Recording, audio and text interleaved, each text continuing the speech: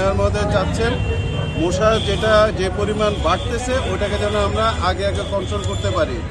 এজন্য আমরা নতুন মশার ওষুধও ক্রয় করছি এবং বিভিন্ন জায়গায় আমরা এই মশকের বিভিন্ন এই ক্র্যাশ প্রোগ্রাম চালু রাখছি। এটা আপনারা কয়েকদিন ধরে দেখতেছেন এই প্রোগ্রাম চলমান আছে এবং এটা আরও সামনে চলমান থাকবে যতদিন পর্যন্ত আমরা মশাকে নিয়ন্ত্রণে না আনতে পারি।